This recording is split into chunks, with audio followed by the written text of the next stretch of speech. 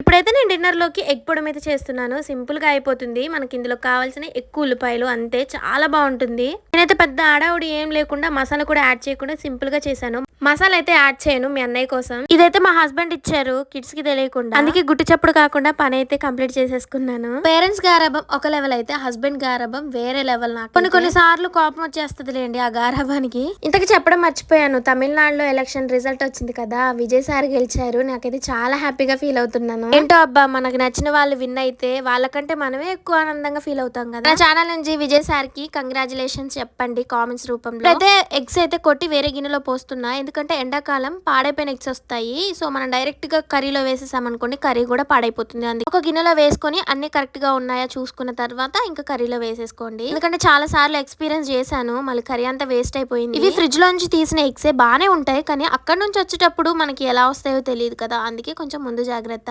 ఏంటో ఈ ఎగ్స్ లోపల ఎల్లో ఈ కలర్ లో ఉంది అసలు. ఒకే గుడ్డుకుంటే పాడేయొచ్చు కానీ అన్ని గుడ్లు ఇలానే ఉన్నాయి ట్రే అంతా. సో అందుకే కర్రీ చేసేసాను. వీడియోని లైక్ చేయండి. బాయ్.